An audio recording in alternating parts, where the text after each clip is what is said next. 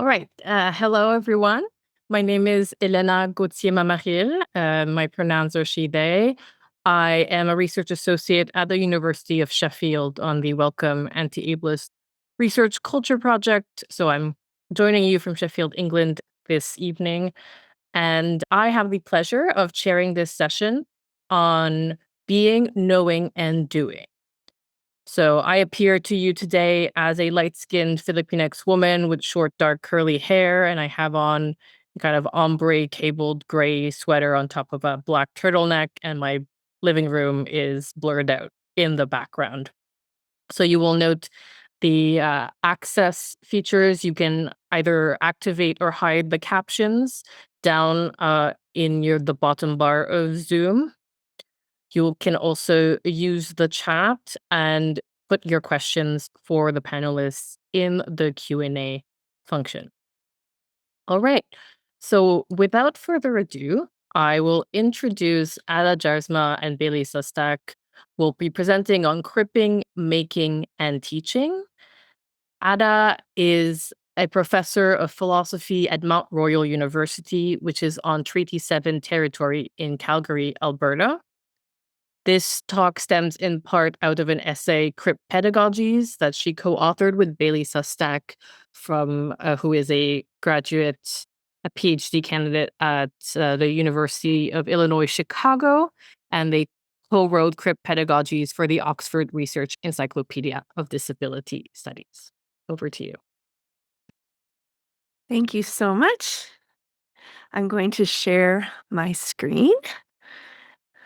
And I think I've successfully added into the chat the short URL that takes you to an accessible version of our script, which also includes the image descriptions for the slides. So it should do double duty. Good morning, everyone. I'm Ada. I'm white, queer, wearing glasses, slightly blue hair. I don't know if that comes across. In my office this morning, green fabric on the wall behind me. I'm on Treaty 7 territory in southern Alberta. And I'm Bailey. I'm a queer, neurodivergent white femme. I've got a sort of fluffy mohawk, faux hawk going on, blue glasses, Lego earrings. And I'm joining you from the traditional Cherokee lands in South Carolina. Okay, yes. Yes, and we'd like to begin with yet another introduction of ourselves as makers. And as we share our introductions, we'd love to invite each of you to begin considering how you might choose to respond to this question: how are you a maker? Oh, geez, I just realized I forgot to set our timer. So I'm a maker in these ways. I actually am trained as an artist. I dabble across a multitude of mediums, but I tend to work primarily in sculpture, painting, and portraiture. So the leftmost image on the screen is a test print from a recent linotype, lino cut print that I'm working on, which is an illustration of a quote from Cole Arthur Riley's Black Liturgies, which says, "Wonder is a liberatory practice, beauty is our origin and our anchor." And this is created in a sort of rich purple ink.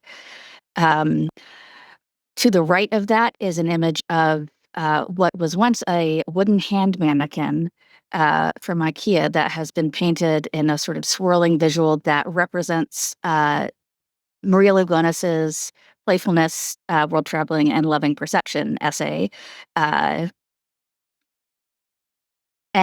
all of my art making, or primarily my art making, is highly enmeshed with my praxis of research and teaching and philosophy. These days, I've been relating to myself as a maker of making, designing and creating events, lessons, courses, projects oriented around making, especially by and for others. For example, a photo I love, which is here on the screen, is of a sculpture that Bailey made entirely from Lego, based on their own original art. It depicts a heart with 5 hands reaching in, and it became an important installation at a conference on making that I hosted 2 years ago.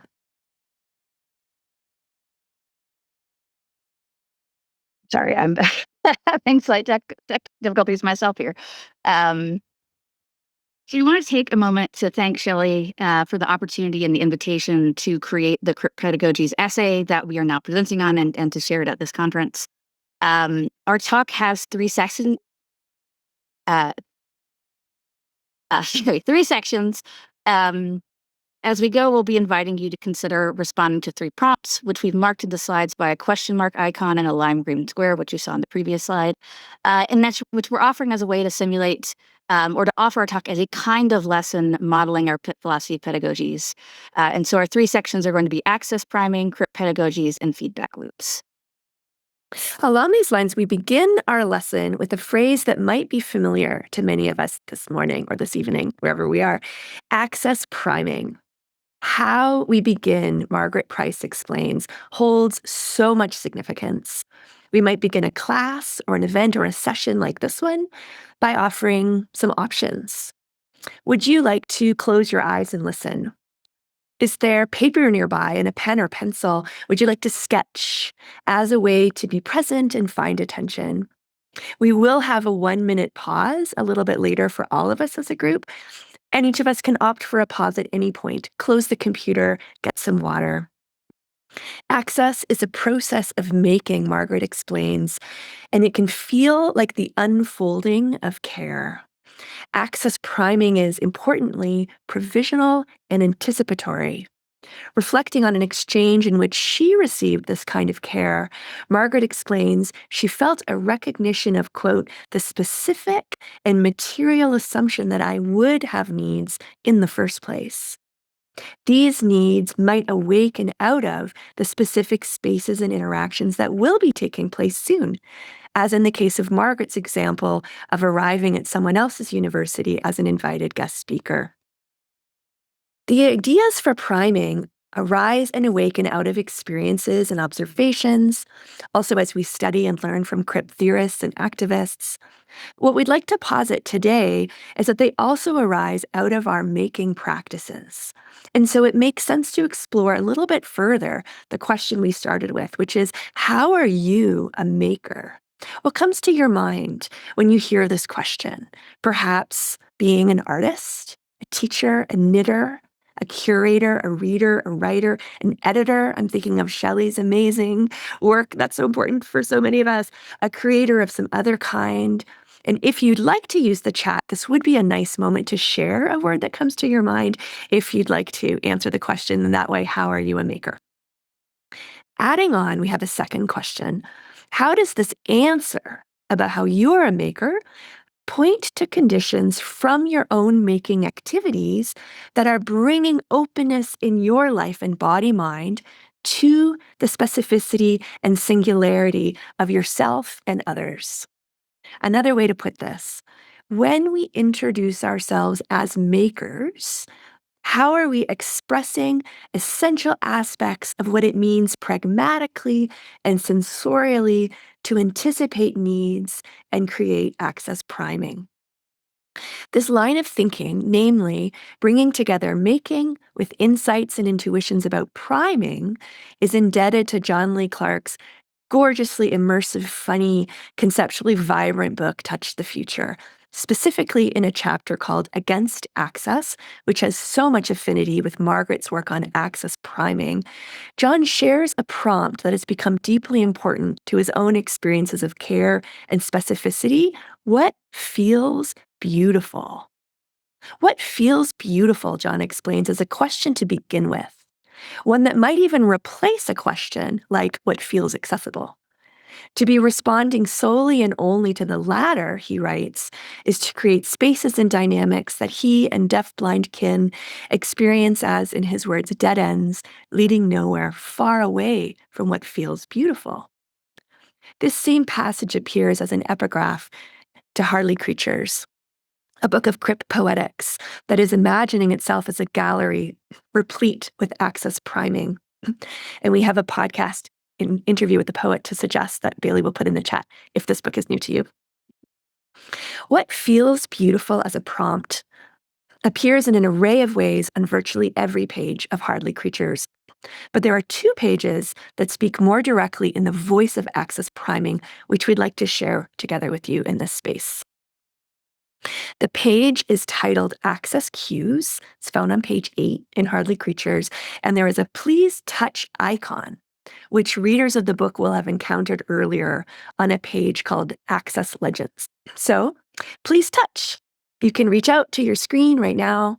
You can imagine yourself in a gallery reaching out to touch what appears next on this page on our screen, which is, here are 3 strings, and you can see them there. And I'm continuing to read the page. Pick one to wrap around your finger while you are in the gallery as a reminder to yourself of yourself. Here are the options: fuzzy string, fragile; braided string, recovering; thin string, strong. Remember, the next page reads that you are meant to be here. You must allow yourself to exist in whatever way you have arrived to this space. So which string feels right to you during our session right now? Fuzzy fragile, braided recovering, thin strong? Instead of writing an answer in the chat, you might rub a finger along the top of your other hand, fuzzy. You might cross a finger over another, braided. You might sit a bit taller, take a breath, thin strong. And I'll turn it over to Bailey for section 2. Great. So the phrase CRIP pedagogies refers to practices by which teachers and facilitators more broadly intervene in, resist, or refuse institutional spaces, norms, rhythms, and relationships that are ableist or reinforce ableist frameworks of the world. And so as CRIP practices, these approaches refuse curative impositions that are often at play in medicalizing frameworks, as well as individualizing modes by which institutions accommodate disabilities. So we use these 2 terms, enacting and eliciting, to describe what's happening in CRIP pedagogical practices. So enacting refers to the material, sensorial, and constructive elements that shape an activity or practice. For example, those of us who are presenting received instructions around creating accessible presentations for this conference that shaped the enactment of our presentation, as did the modality of being fully online rather than in person, and just having to deal with technical difficulties like you're seeing from me right now. Eliciting refers to what we're asking or prompting our students or our learners to create or produce, with the actual outcomes being what was elicited by the prompt, even if that ends up not being what we expected or intended the students to learn or to create. So this can include both material outcomes and the sort of learning that happens. And so as attendees of this conference, we've all been elicited to share questions in the Q&A chat, to generate discussion or to seek clarity, and where the mode of using the chat is a kind of enactment of, again, this fully online conference. Okay, next slide. So the ways that we enact and elicit are products of, while also producing, the conditions and constraints of the activity or assignment that's meant to guide our students to learning. So we can also understand them as parameters and possibilities, a more sort of positive spin on this. And ask questions like, what are the contexts, boundaries, and specificities of who will be part of our pedagogies? The more specific, the better. How many students are we expecting? Do we have a sense of their backgrounds? What about our own roles and positions in the institutions we find ourselves in? The image on the right, to sort of spell out with an example, is an example of a faux letterpress print inspired by the work of artist Amos Paul Kennedy Jr. that was created by my student Jacob Nichols, and using rubber and gel alphabet stamps in a variety of fonts and sizes, with blue and black stamping ink on a background of lime green block printing ink. And it reads, "That made all the difference." So this was a product of a project that I enacted from my recent philosophy of art class, where my own background as an artist, my neurological wiring as a visual, spatial, and kinesthetic processor, and my commitment to inclusive and accessible pedagogy, along with resources I had available through my relationship with the art department at the institution I'm at, shaped the creation and instruction of this activity, which is very different than the sort of typical essay that might have otherwise been asked for. And so what I was listening was not only the physical creation of a print, but for students to attend to questions about art, beauty, interpretation, evaluation, kind of canonical questions, but within the context of the embodied process of creation, for them to be sort of thinking about and responding to and acting on what felt beautiful to them in the making. So while some of my students who were sort of philosophy majors and really preferred writing essays, struggled a bit with this project, it created greater access for the majority of my students who are unfamiliar with traditional philosophy, who had artistic backgrounds, or who just embraced the nostalgic pleasure of playing with stamps, like they did as kids. And so this also is a reminder to us that there is no universal access, as we all know in this conference, and no single way to perform pedagogies either, which is why we continue to refer to it in the plural. So our access needs, our philosophical interests, our pedagogical methods are multiple, and we celebrate this as part of our Cripping making and teaching praxis, which is also, again, shaped by the specificity of participants and locations. So because it matters who's in the room and what room we're in, part of what gets activated and actualized within, say, even teaching the same lesson in different semesters, the specific things that happen as a result will be different as well. So we have another prompt question, and you're welcome to add thoughts to the chat or to just sort of sit and consider on this. So as we're enacting and eliciting right now throughout this presentation, what are you noticing about the specific ways that we are enacting and eliciting, but also about enacting and eliciting in general?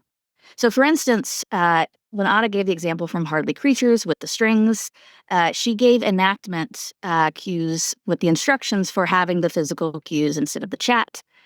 And so these are different ways that we're enacting the lesson we're giving here. And this is also, we're hoping, ways of, again, integrating access priming in pedagogy. So even as we're not explicitly calling upon things, right? So for instance, when we asked you or sort of suggested at the very beginning that you might doodle as you go or do other things, these are ways that we hope that you might think about connect with this question that in this topic that we have around enacting and listing. So we're going to actually take a pause for a minute here to give you a chance to think about the question, to add your own thoughts, take a stretch break. I don't know if we actually tested the timer on the screen, but I'll just keep time. It's good. Okay, yeah, we'll let you know, and we'll speak to you again in a minute. I'll bring us back together with our third section, which is called feedback loops. The prompts that we've been sharing hold something in common, I think, and it has to do with the promise, but also the challenge that opens up out of feedback loops. So I didn't do a very good diagram here, but if you can imagine this heading, enacting and eliciting as if there's a kind of circularity to these relations. Bailey and I, in writing about CRIP pedagogies, are drawing on our own encounters with eliciting and enacting as teachers. And a question of what comes out of these practices of making, which it has to do with how feedback loops emerge. And this question is where our work has been leading. For example, Bailey and I both live, and I mean that like really literally, like we inhabit spaces with the artifacts that emerge from teaching. Like, for example, the art projects that Bailey's students create, which are often incandescent with beauty and meaning. So it's not a neutral thing to live with such an artifact. Where do these artifacts lead us? As another example, some photos on the screen and a poster. So starting with the poster, it reads Disability Arts Event. A student created this past fall for an event then that two photos are depicting. In one, a student is holding a mic very energetically while an interpreter is translating in ASL. In another, so at the same event, a room is full of people listening, and there's featured art by 3 disabled students in the foreground. And what I'm struck by looking at this is how the ephemera, like the feelings and the experiences that happened that night, in which my third-year philosophy class cohered almost magically, that the ephemera are gone, but these artifacts remain. As Bailey and I have been working on a philosophy of CRIP pedagogies, an additional thinker has become essential for our collaborations, Christy Dotson, and Dotson's descriptions of how we bring philosophical commitments into our practices, like doing philosophy, like teaching. Quote, "There is no such thing as a neutral philosophy," Christie writes, "because there is no such thing as a neutral metaphilosophy. Key assumptions are at play in disciplinary contexts, maybe especially in classrooms, curriculum, approaches to assessment, and so on. Crip pedagogies come out of metaphilosophical understandings of philosophy, and we do want to note that these are often at odds with more pervasive disciplinary norms and practices. Metaphilosophy, we'd like to suggest, following Christie, shapes which books we read, which books we assign, which books are shaping our priming practices, and how we enact our teaching. Here, for example, are two books that have been essential for our own Crip pedagogies, Dear Elia and May Tomorrow Be Awake. Mimi and Chris are both exploring the interplay between constraints and conditions of possibility in these gorgeously concrete ways. I learned so much from both these books, as the very ways in which new and creative making can occur. So for our conclusion, and we leave our slide blank here to have room for the imagination to fill. Right. We'd like to affirm pedagogies as offering a more expansive understanding of philosophy than we often find in disciplinary places. Um, so we approach philosophy as something that everyone should be able to do, as this sort of necessarily human, essentially human activity. And so therefore it is open and should be, and even summons into being more creative as well as critical practices and approaches to teaching. So to try to clarify that jumbled sentence, um, the way that we teach philosophy should be something that any student or anyone who wants to learn, we can find a way to get them engaged with it, because it's something that is every human being sort of intrinsically is creative and metacognitive. So And I think we have this is so interesting, like our own assumptions, because right in this moment I'm realizing this is about undergraduate teaching, which I don't yes, take for granted. specify that. We teach undergrad. So I think what Bailey just said, everybody can do it. Yeah. And we're talking about undergrad philosophy, and we're almost done. Here's a real conclusion. Christie Dotson's descriptions read to us like additional versions of the question, what feels beautiful? Dotson, for example, turns to Audre Lorde and to erotics as a resource for tuning into the joy and, here's a phrase from Christie that's so great, philosophical artistry that is at the heart of Crip pedagogies. And so we conclude with this question yet again, what feels beautiful? Or, in Audre Lorde's words, what feels right to you? These questions might seem to be on the register of the solo self, the individual, but we hope that we've been opening up the essentially shared, relational, embodied, provisional, and promising significance of exploring this question as teachers and as practitioners. And that's it. I'm going to stop sharing my slides. Thank you very much, Ada and Bailey. A round of applause for two presenters, and congrats on not succumbing to abled panic and dealing with the technology as we have it. We have some questions coming in the chat. I will take chair's privilege, however, uh, and ask. I really relate to this idea of thinking ourselves as makers, as I've come to think of philosophy as a creative practice, long before I identified as a maker, I suppose. So my question would be, do how do you see the role of making in your philosophy teaching, especially now that we have not new, but maybe increased pressures to accelerate towards outcomes with AI and things like that? I guess I can start off with that. I mean, so I will say personally, like the way that I understand both sort of philosophy as a discipline and teaching, and both of these are very much intertwined for me, is very much informed by like my training as an art student, and the ways that like the sort of structures, but also thinking about like what's the role of creative thinking as a kind of other side of the coin to critical thinking. Um, and so it's also for me like so like a lot of my art practices, like I'll write, I'm stuck in dissertation purgatory in part because of disciplinary norms that I don't fit. Um, but like I'll, write for a while and then I'll like have to take a break and like work on a painting or do some Lego or something, like do something tactile and visual and then come back to it. And so I also approach teaching in the same way as like it is this kind of interactive thing that I'm molding, I'm shaping, I'm changing things up. Like the syllabus is its own kind of work of art. Um, and then, so I should say my dissertation is actually about how do we teach philosophy in the face of AI. Um, and the argument is partly like we need to turn to more creative, inclusive kinds of pedagogies and more collaborative ones that don't rely on just sort of the traditional essay writing in order to be neuro-inclusive and other kinds of things, but also because this is teaching the students the how to think for themselves, like to have the skills to, if they so choose to engage with AI in the future, I, that's outside of the realm of my control.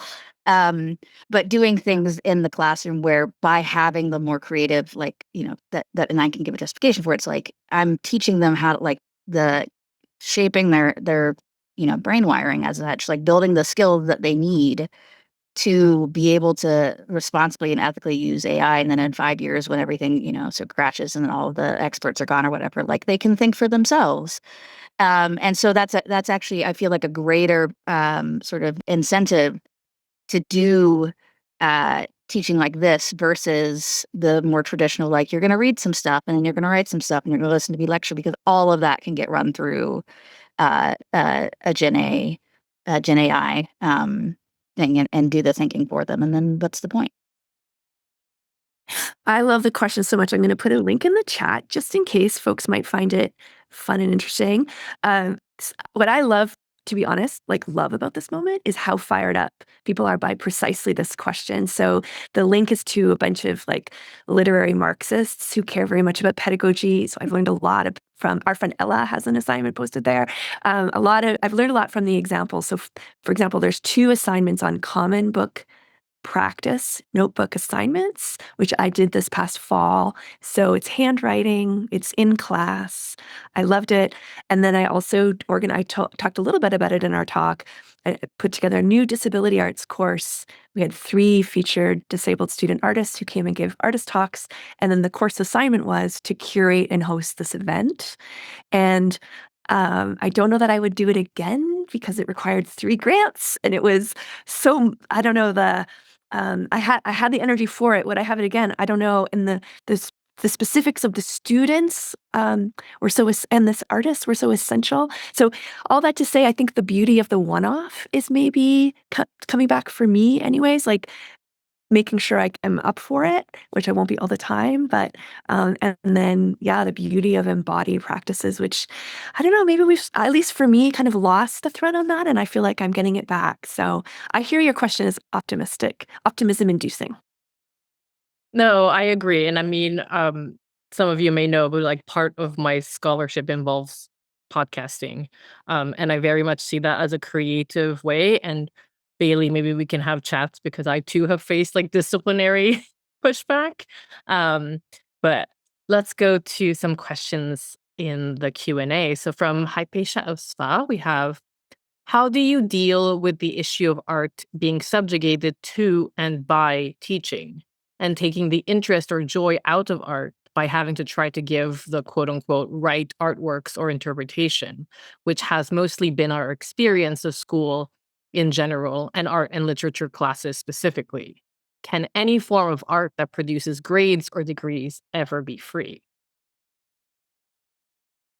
So I think that's a super interesting question. And in some sense, I feel like it's more appropriate for a kind of traditional class, like an art history or a philosophy of art, where it's like, here's, you should learn about the Mona Lisa and the sort of Western canon, where we're sort of focused on the more of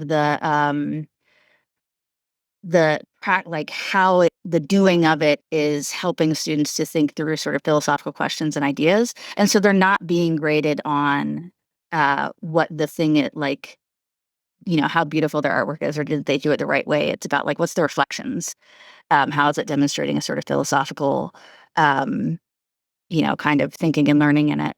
But I also think, like, so for instance, I uh, specifically introduce my students to, like, we avoid the canon for both philosophy and art history, and look at artists like Amos Paul Kennedy, like Lisa Butler, um, Felix Gonzalez Torres, so queer, Black, Latinx, um, non-traditional art practices, things like quilting and embroidery.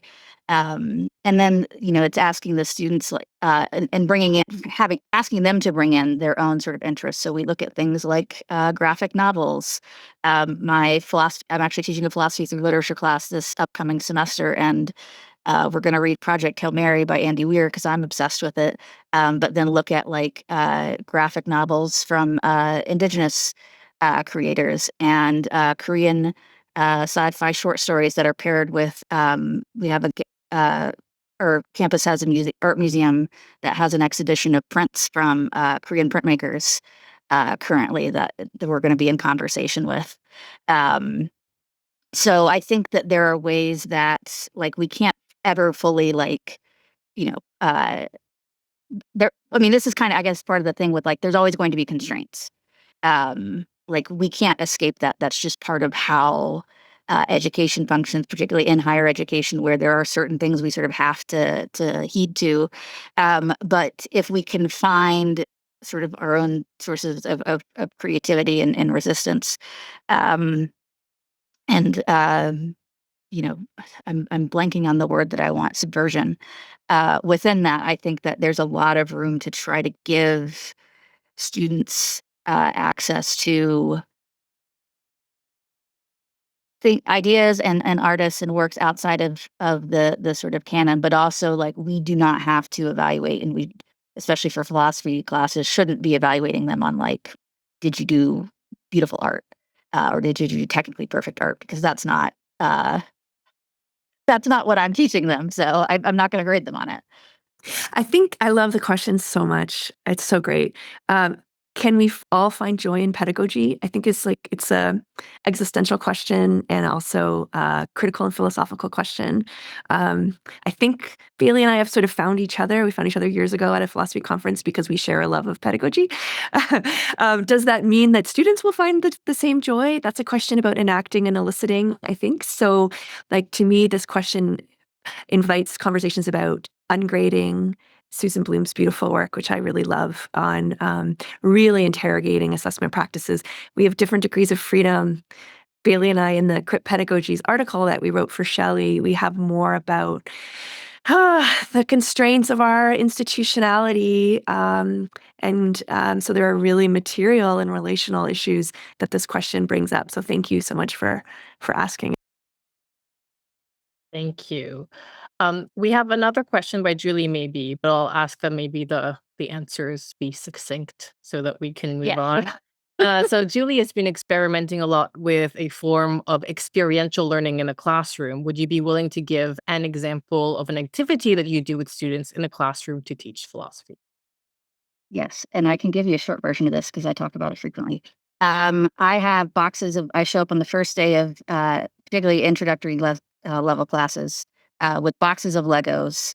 My students are put into, like, teams of about 4 students and given 10 minutes to build a house, and I give them no further instructions.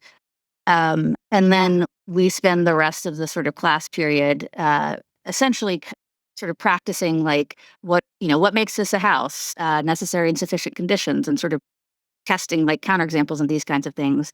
And then using that as sort of the metaphor of, like, okay, well, then how did you build the house? And all of them, it's like, well, we started from, we put a base plate and then we sort of built up and then we added details. Like, okay, so we're giving you a foundation and there's, like, skills involved in how you, like, laid the bricks. And so using it as kind of a hands-on metaphor, but it's one that my students actually, like, come back to, like, refer to all semester.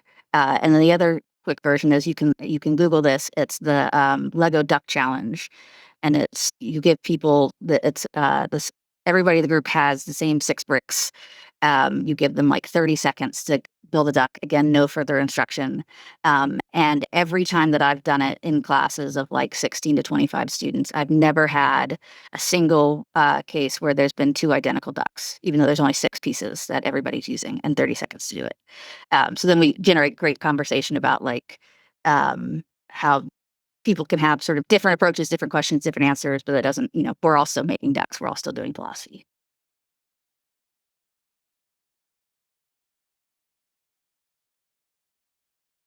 All right. Well, I will ask everyone to thank our speakers once more. And we will go on to our next speaker, Corinne Lajoie, who is a postdoctoral research fellow in philosophy at Western University and an affiliate researcher with the Canada Research Chair on Epistemic Injustice and Agency at Université du Québec à Montréal. Their work currently explores themes of accessibility and trust and has appeared in venues such as the Journal of the American Philosophical Association, the Bloomsbury Guide to Philosophy of Disability, Hypatia, the Springer Encyclopedia of Phenomenology, and Disability Justice in Public Health Emergencies. And today they will be presenting on disability accommodations, epistemic injustice, and harms to self-trust. Thank you, Élaina. I'm going to share my screen now. Hi, everyone. Thank you for being here. Thanks to Shelley for getting us all together and everybody else who's helped out with the conference. My name is Corinne. I'm a white femme-presenting person with long, dark hair. I'm sitting at my office. I've blurred the background of my camera, and I'm wearing a gray jersey. I've included the slides for my talk and the talk itself on my website. So the website is on this first slide at the bottom. It's just my first and last name, CorinneLajoie.com.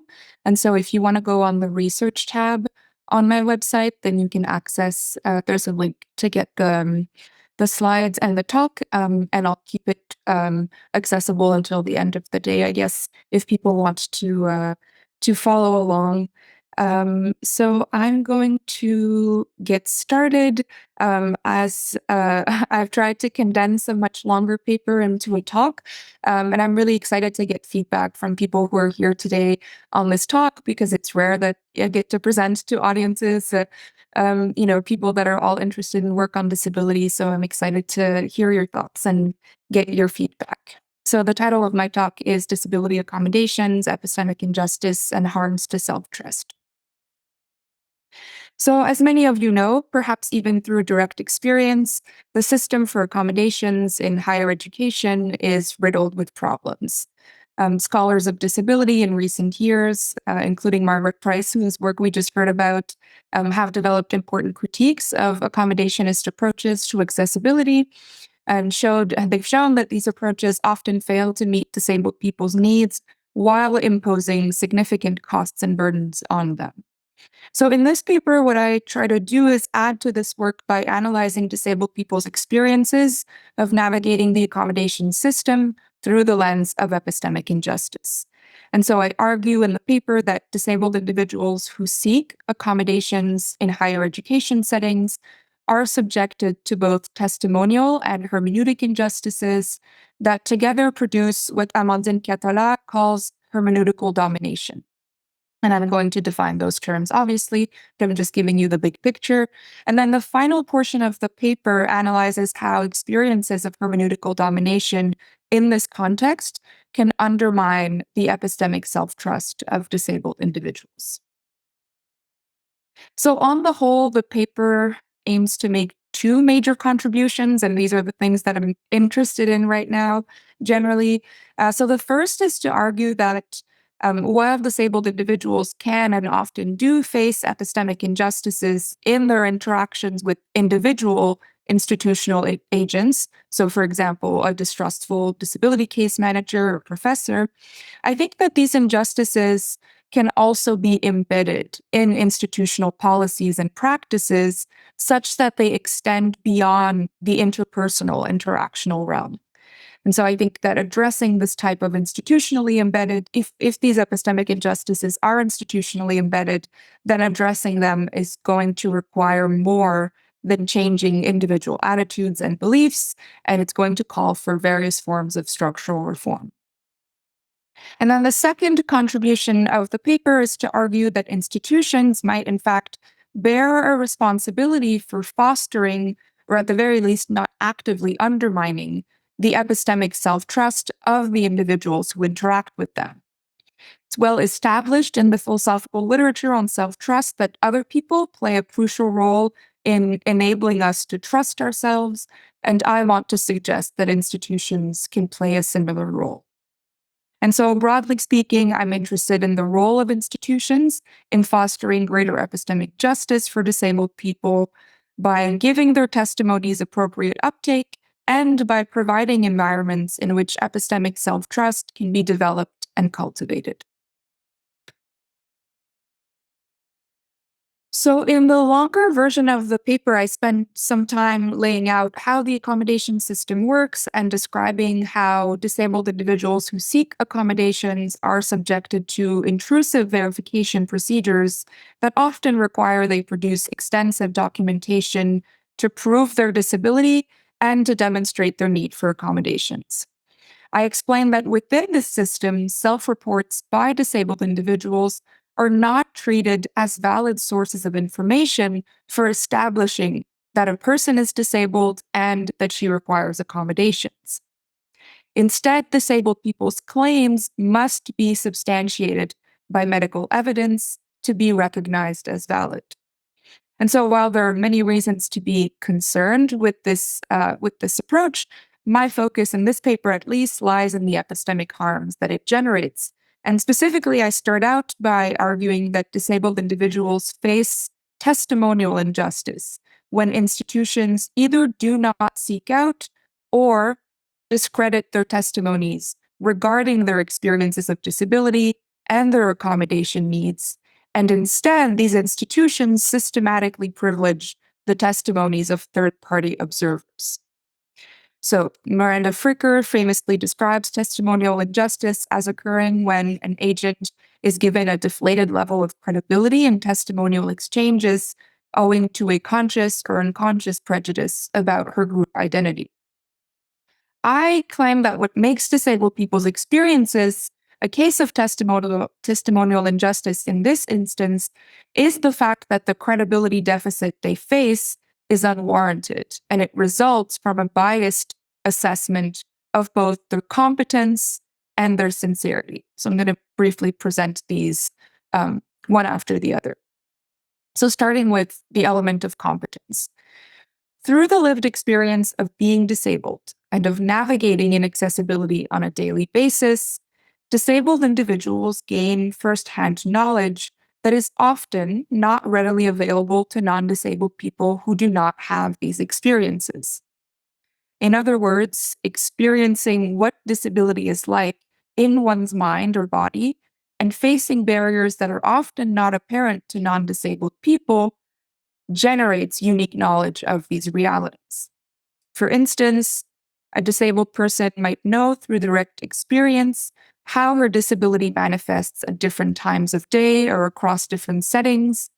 She may also have learned how to adapt to shifts in her energy level, anticipate flare-ups of health symptoms, identify her support needs, and generally take care of her mind and body. Despite this, disabled people are not regarded by institutions as valuable epistemic contributors when the time comes to establish that they are disabled and to determine appropriate accommodations for them. And so their competence is dismissed not merely with respect to some trivial event or phenomenon, but rather in domains that are central to their lives. I suggest that the unwarranted credibility deficit faced by disabled people is also rooted in a biased assessment of their sincerity or their integrity. So Miranda Fricker uses the term sincerity. In the trust literature, authors are sometimes going to use the term integrity instead. I use them as roughly synonymous here. So the unwarranted credibility deficit faced by disabled people is rooted in a biased assessment of their sincerity. Despite the absence of any evidence suggesting widespread disability fraud in society, negative stereotypes of disabled people as fakers, freeloaders, shirkers, and malingerers are widely circulated in media and public discourse, and of course, they have a much longer history.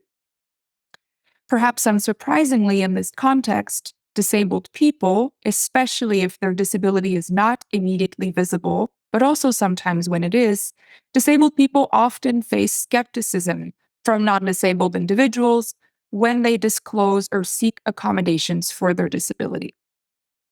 I suggest that the accommodation system illustrates how a broader social climate of distrust toward disabled people can be reflected in institutional practices of verification.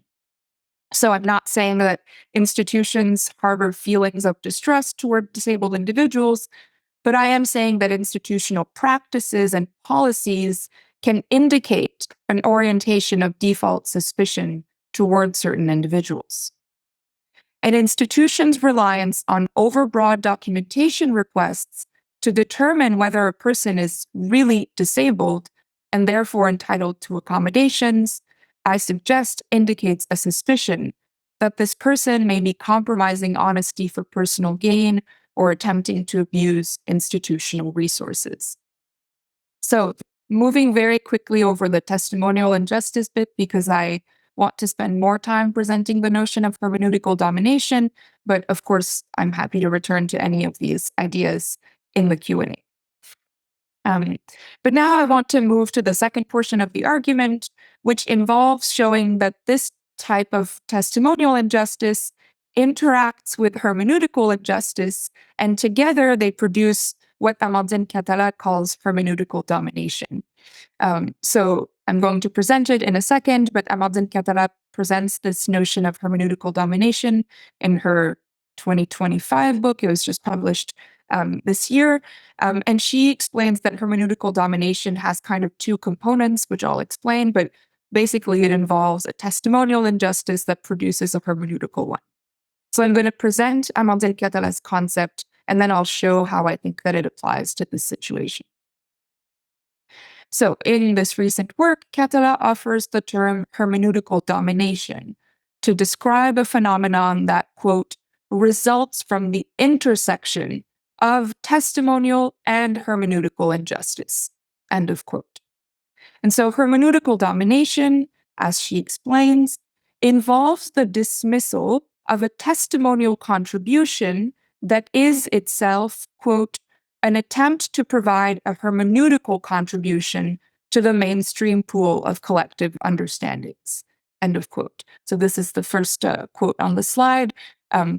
Hermeneutical domination involves the dismissal of a specific type of testimonial contribution, and it's a testimonial contribution that is itself an attempt to provide a hermeneutical contribution to a pool of understandings, of collective understandings. So we saw that I mentioned earlier that a testimonial injustice stems from an unfair credibility deficit in testimonial exchanges.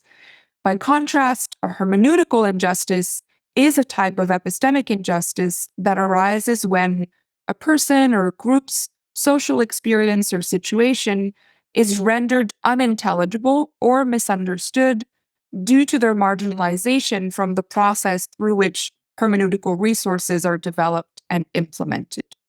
So I'm going to present the example that Catala offers to present her concept of hermeneutical domination, and hopefully this can help make all of this feel a bit more concrete.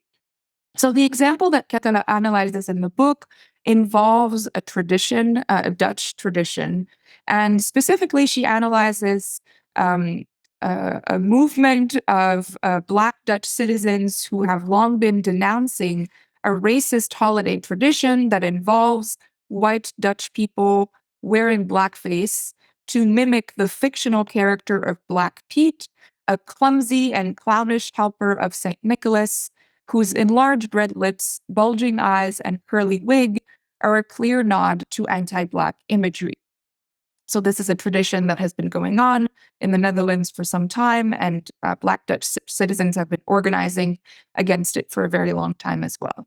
So for years, Black Dutch citizens have criticized this practice, asserting that the character of Black Pete is racist.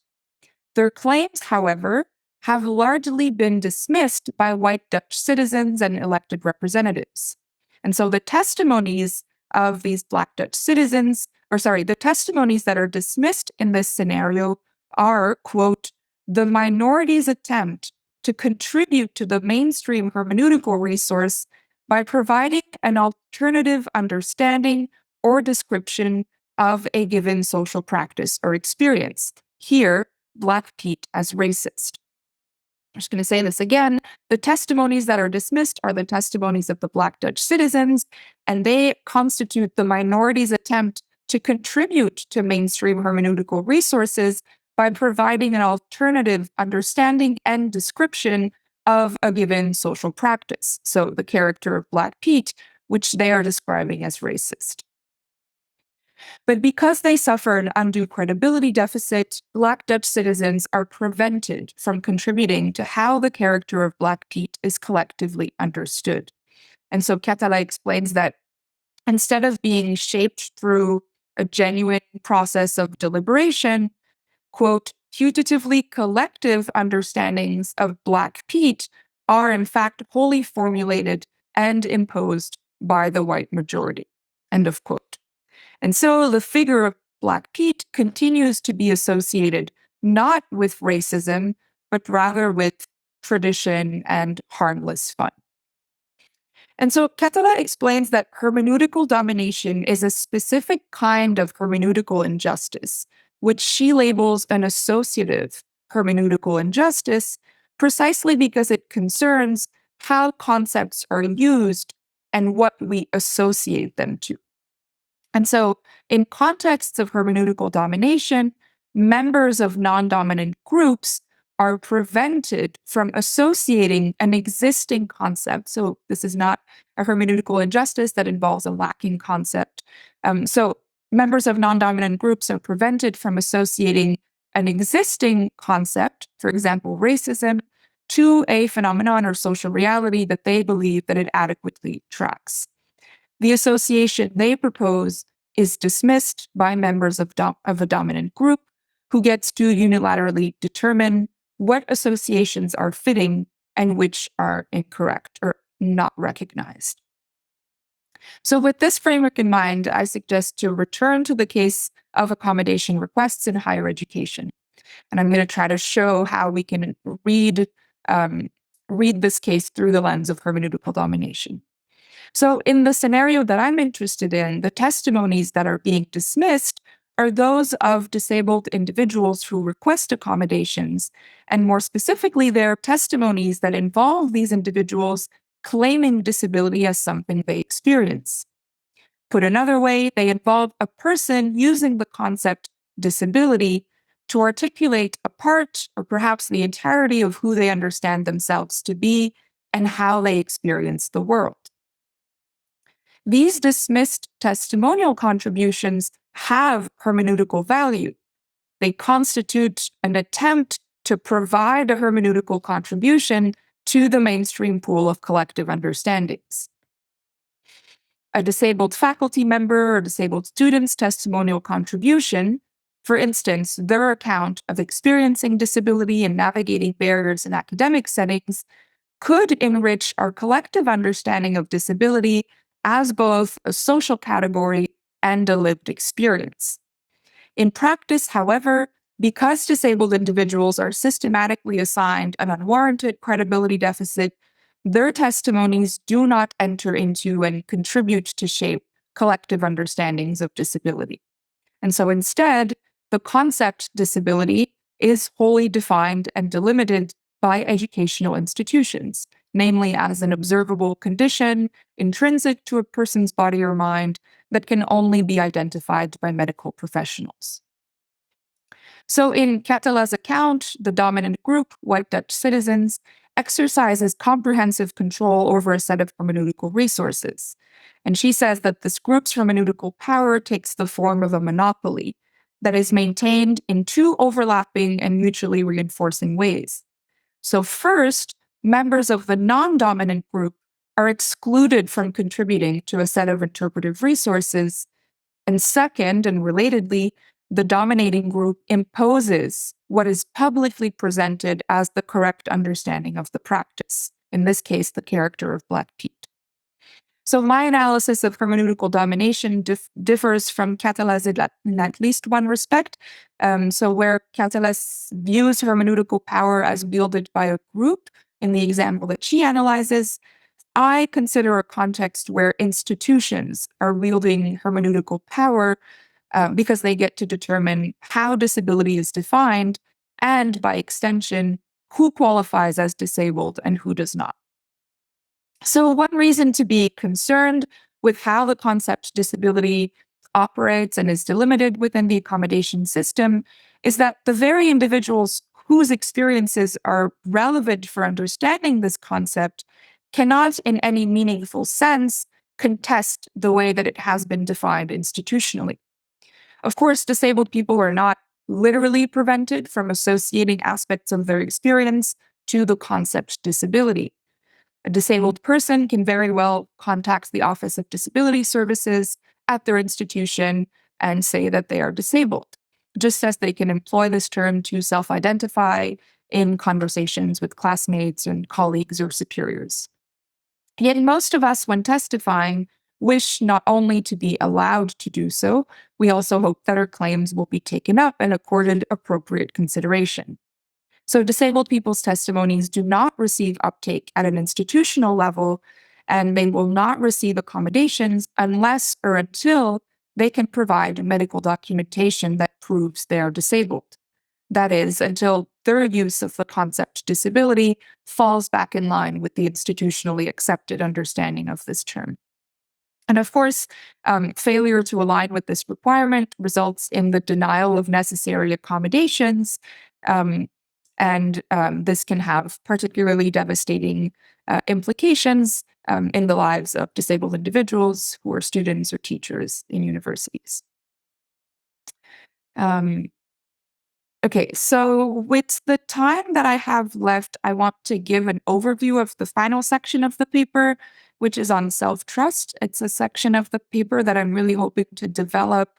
And so I'm especially curious to hear what people think about it. There's been some work in philosophy of trust as it intersects with the epistemic injustice literature that looks at the effects or the consequences of various epistemic injustices on the self-trust of marginalized people. Often, this work discusses how instances of interpersonal testimonial injustice can undermine, for instance, a person's confidence in her own epistemic abilities. But I want to make the case that this mechanism can be extended with some differences to institutional contexts. So basically, just as other people can bolster or undermine our trust in ourselves, I think that institutions can also either scaffold or damage our trust in ourselves. And so this last portion of the paper is my attempt at explaining one way that this can happen. So first, a really quick primer on trust and self-trust in particular. So most philosophers of trust will say that trust has a three-place structure, meaning that trust is domain or role specific. So a person A trusts a person B with a task or in role X, but perhaps not so much with respect to Y. So I might trust my friend to water my plants while I'm on vacation, but I don't trust her to keep a secret, for example. We don't need to trust a person in every respect in order to consider them trustworthy in others. And the same goes for self-trust. So Gauthier says that self-trust is not an all or nothing thing. One may trust oneself to various degrees and in some areas as opposed to others. End of quote. So for instance, I trust myself to teach a graduate seminar in feminist philosophy, but not one in formal logic or on Aristotle. So the relationship of trust that we have with ourselves is partly epistemic in nature. That is, we can trust or distrust ourselves as epistemic agents. Having epistemic self-trust involves, broadly speaking, being confident in or optimistic about our ability to know some things about the world and ourselves and to convey them to others. As several philosophers have noted, epistemic injustices can undermine self-trust. Not receiving appropriate uptake or not being taken seriously as a knower has a negative impact on our ability to trust ourselves, as does lacking access to conceptual resources that can help us make sense of our experiences. And so my interest is in the potential effects of hermeneutical domination in this context on the self-trust of disabled people seeking accommodations. So surely some disabled individuals who have developed a stable and robust understanding of themselves as disabled will be able to preserve this self-concept when faced with an institution's imposition of a restrictive concept of disability and dismissal of their testimonies. Others, however, may not.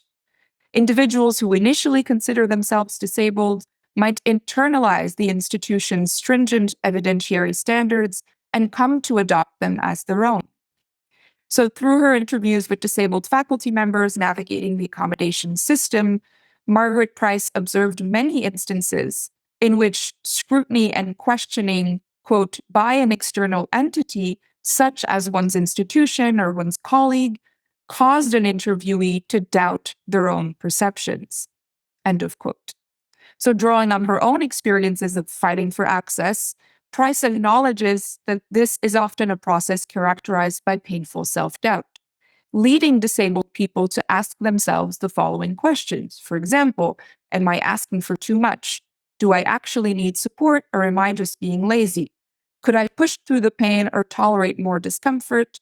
Do I actually deserve this? And also, am I really or actually disabled? Disabled individuals are encouraged to believe that medical professionals... You're at time. Okay. Okay, I'm just going to conclude this paragraph. Okay. So disabled individuals are encouraged... sorry. Disabled individuals are encouraged to believe that medical professionals are the ultimate bearers of epistemic authority regarding disability, and so it's not surprising that some of them might therefore conclude that it is epistemically irresponsible to consider themselves disabled without this kind of external validation. And I'll just conclude by saying that I'm also concerned with the effects that this type of system of verification can have on the epistemic self-trust of individuals who don't yet identify as disabled and who may not have had access to the kinds of spaces or conversations where they could develop that self-understanding. But I can speak more to that if there are questions. Okay, thanks. Thank you very much, Corinne. Please give Corinne a round of applause. And I thought that was really interesting. I did not know that Amandine came up with this because I've been interacting with epistemic domination from Reza Philippe Landau, more on like trans philosophy. But I've been thinking of my own like uses of that. And it's slightly different, obviously, than self-trust because it relates to like people having the hermeneutical concepts, but the testimony never being recognized as evidence. So in the case of disabled people, it'd be like you can have a very good self-understanding, but there's no translation of that to people who do not accept your testimony as relevant evidence. Can you, Élaina, just write down the name of this person? Yeah, I will put it in the chat. Yeah. But I will try to find a link to the article as well. But first, Shelley did put a note that the philosopher Caterina Dutil-Novez wrote a number of blog posts about Black Pete about a decade ago. So you might want to check those out as well. I don't know what the new APPS blog is, but hopefully it is Googleable. And we have one question, but I invite other people to add their questions in the Q&A section. So a question from Hypatia of Zva. I do agree that this form of injustice creates a limiting perspective, but the question is to whom? To the majority? To those who believe in the majority, what is the actual audience of hermeneutical injustice or domination, and whom does it control? This can be alternately put as what here is the public? Okay, tell me if I'm not understanding it correctly. I think this has an impact on a lot of people. So it has an impact on disabled people who can't receive accommodations, and this has, practical or like material implications for their lives. I think it's both important for people who are like the public or the audience is both the institution that's not giving these testimonies uptake, but also that it's really important for us to be able to talk about or describe ourselves as disabled and be recognized as such. So I don't think that it's um I'm not understanding the question correctly. I think it has you're saying it has material implications. No, the material implications and the epistemological implications are not the same, but they're like intricately tied in this instance because the inability to receive a form of epistemic recognition also means that a person doesn't have access to material resources. So, in my mind, the institution in this case is exercising like a hermeneutical monopoly, but also a monopoly on resources that people need in order to work and learn. Um, Maybe I'll keep it at that. But if I didn't get your question right, please just tell me. So Hypatia's saying, okay, so the epistemic injustice is by the institution, not that others don't believe it. I'm not sure I understand either. What I mean by institutionally embedded is that the way that an institution functions, so its practices, its procedures, its rules, produce this type of injustice where a person suffers a credibility deficit that's unwarranted because they are sincere and they are competent. So an institution can't in my mind, believe or not believe a person, right? So the institutional actors that I interact with when I'm applying for accommodations, those people can believe or disbelieve my testimony. But what I'm interested in is how those types of injustices can be like embedded at the institutional level so that even if individual institutional actors are showing, um, acting in good faith and want to believe someone, they're still required. Um, they're still going to require medical documentation. All right. Let's move on to the next comment by Karen Boxer. Thank you for a great talk. I'm wondering if you have thought about how institutional control over what counts as a reasonable accommodation for acknowledged disability contributes to hermeneutic domination. Mm. Yeah. Can you read it again, Elena? Sure.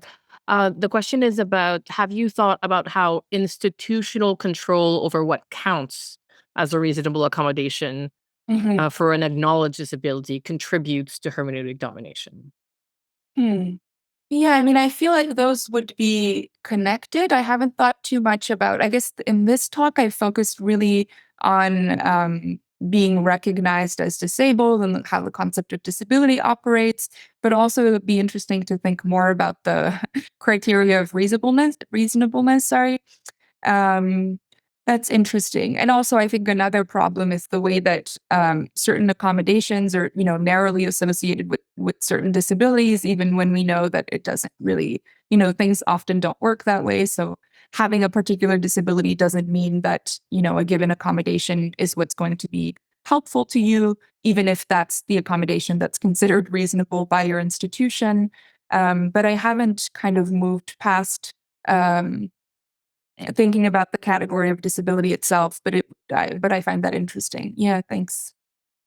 Yeah, earlier, I was going to say this year, I guess it was last year, my colleague Daniel Jones and I wrote a response to something that was published in, I think, the Times Higher Education about a professor complaining that, Mhm. oh, we are overwhelmed with like so many Mhm. people accessing it, and we can't possibly respond to them all. And therefore, there is a problem with self identification, Mhm. but he wasn't identifying at all the kind of material realities of how professional services who do these like disability support are underfunded and are asked to do so much. And so it's not a problem of, oh, there are too many disabled people, but it's that what we deem to be a reasonable accommodation and a reasonable time to implement that, it does not fit within the Mhm. capitalist priorities of the university. Mhm. And this kind of links to Mitch's question.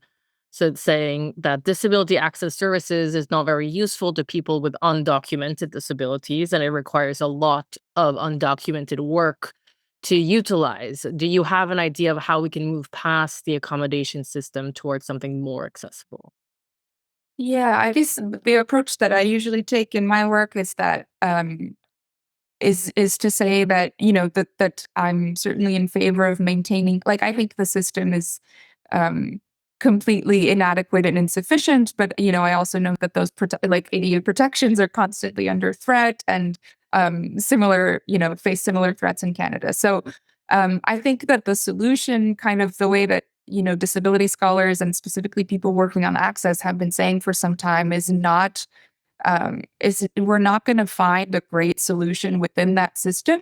So I'm kind of like in favor of a two-pronged strategy of like making the system far less burdensome and much more efficient, and more, more helpful to disabled people who can get, this type of documentation. But I think that, like, as educators and as people who are working in the higher education system, like, we need to also craft, and people are already doing it, right? Craft other strategies for improving accessibility, because so many of our students and our colleagues precisely don't have the appropriate documentation, are not able to go through that system.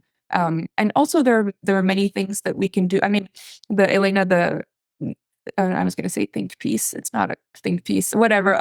There's every few months there's like an op-ed about somebody saying that students are getting too many accommodations.